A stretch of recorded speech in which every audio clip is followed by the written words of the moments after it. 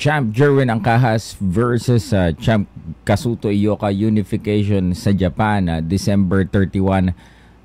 Ano nga ba talaga ang katotohanan sa likod ng mga kumakalat na mga balita? Kung ito ba ay move o ano ba mangyayari dito? Pero bago yan, intro muna tayo. We are live! Good day, everyone. First, I would like to thank Sir Manny Pacquiao, Sir Sean Gibbons. Mark Antonio will translate. First, I would like to thank God for giving me this trip. We have the main event of the evening.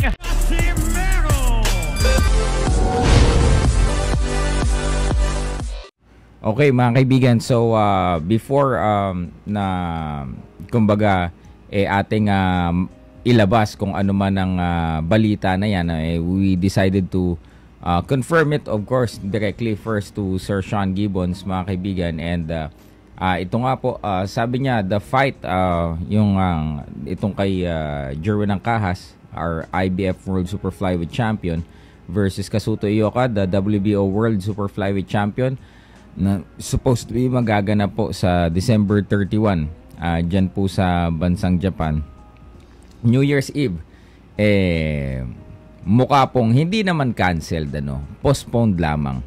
Kumbaga iba kasi yung canceled, pag canceled hindi na talaga matutuloy yung laban. So ang kadahilanan po niyan, meron pong restriction or travel ban ang Japan para muna sa mga foreigners for the meantime, dahil nga po dito sa Omicron new variant ng COVID-19 mga idol at ito nga pong travel ban na to for foreigners ay tatagal po ng 30 days. So sa makatuwid po ay hindi po talaga papasok pa itong dapat ay December 31 na date, because syempre a lot of things needs to be done first. Syempre may mga press conference yan, and of course you need to be there siguro fight week, maybe 10 to 7 days siguro prior to the fight, para sa nandun ka ng fight week, hindi na po papasok dun sa time limit na merong ibinigay itong gobyerno ng Japan. So mga kaibigan, para po sa mga nag-aabang, of course hindi to gusto ng mga matagal nang nag-aabang din, ang tagal nang gustong makita sa isang unification fight si Champ Jerwin Angkahas. But rest assured that siguro after this travel restriction makakahanap po sila ng panibagong date para po matuloy yan pong world title unification po na yan ng ating pong dalawang kampiyon. Actually mga idol ay this is almost expected, because nauna na din po na nag-post ito pong si Gennady Golovkin, yung kanya pong laban kay Murata na dapat po ay gaganapin December 29 sa Japan din po, ay nauna na pong nailabas na hindi po matutuloy dahil nga po dito sa travel ban because of the new variant ng COVID-19.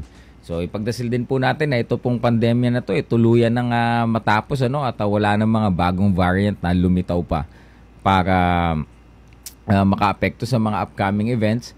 And ito po naman ay kasi tawag dito, most possible ito na mangyari sa Japan because Japanese promoters are interested sa laban na to, and they can match dun sa yung mga purse offer na kayang gawin sa Amerika. So kaya po yan sa Japan gagawin at although medyo nakakalungkot dahil akala natin matutuloy na, pero nothing to be worry about, because for sure after that ay makakahanap po of course sila Sir Sean at ang promoter nila Kazuto Ioka ng bago pong panahon naman na sila po'y magkakatagpong muli. Yun naman po mga idol ayan din, sabi din na ayan yung sa pinost natin, si Sir Nick Gionco po ay isa sa mga talagang pinakamalaking media partner ng MP Promotions, mula po kay Sir Manny at sa lahat ng mga fighters ng MP Promotions po. So yun lamang po mga idol, at magandang gabi po sa inyo lahat. Yan po ay para sa lahat po ng nangihingi ng confirmation. Paalam. Magandang gabi po.